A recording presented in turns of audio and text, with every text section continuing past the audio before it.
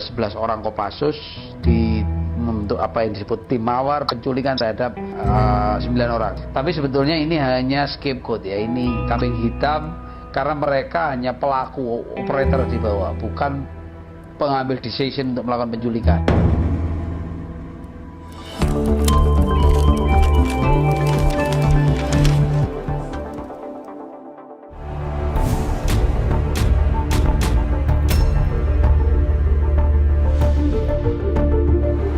6 Metro Mini masuk ke kantor Kontras melalui pintu gerbang depan dan belakang.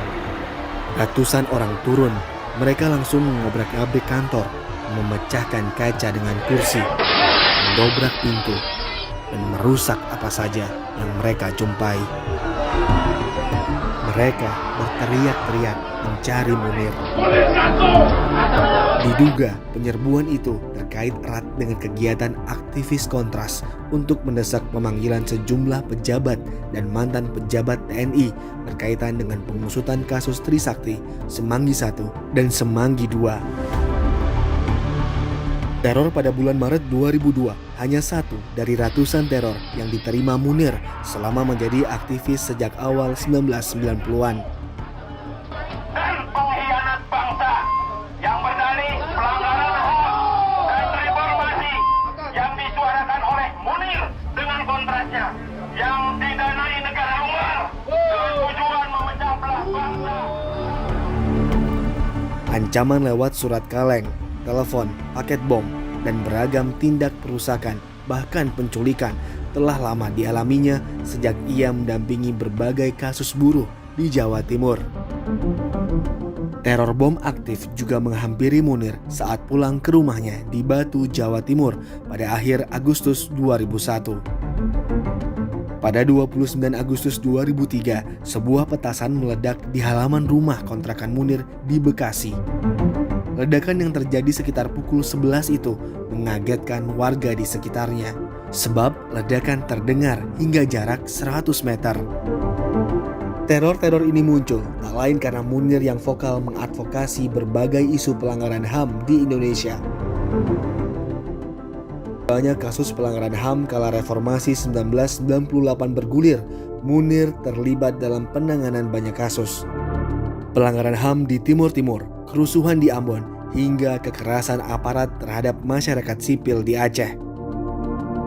Teror tidak membuat Munir gentar, ia justru kian gencar membongkar ketidakadilan. Tidak ada pembenaran bagi yang praktek pengkhianatan kebangsaan atas alasan apapun.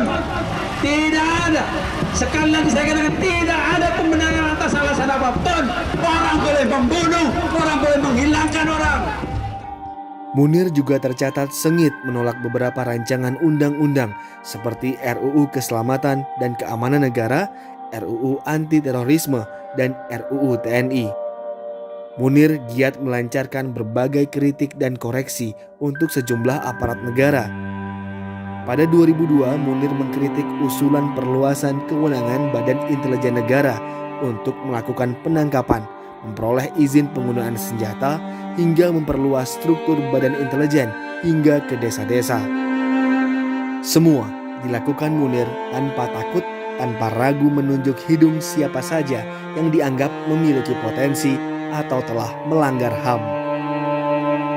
Pada 12 Agustus 2004, dalam wawancara Kompas dengan Munir, ia mengkritik RUU TNI yang dinilai masih menyimpan kerancuan dengan sejumlah undang-undang lain. Munir bahkan meminta DPR menghentikan pembahasan RUU TNI atau Presiden menariknya kembali dan diserahkan untuk dibahas setelah mendapat perbaikan oleh DPR mendatang. Wawancara ini menjadi wawancara terakhir Kompas dengan Munir.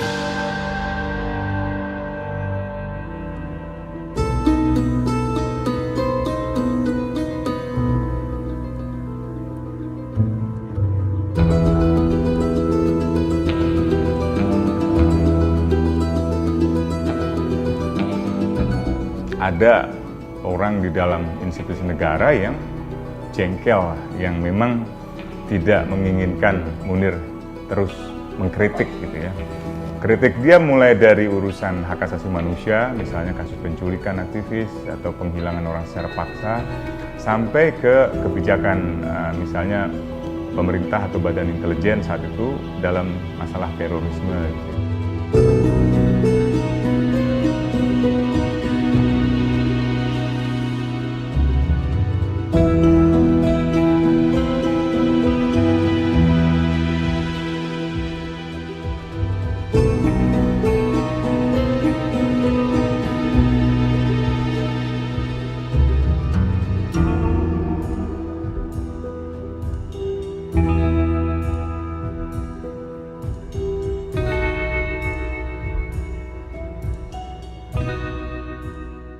Nah, ini suatu kejanggalan. Barang yang sudah inkrah dengan kasus yang sama, saya dihukum ulang.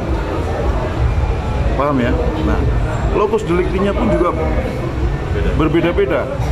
Nah, disinilah Munir itu harus dikasih penghargaan. Bagaimana bisa dibunuh 4 kali? Hebat kan?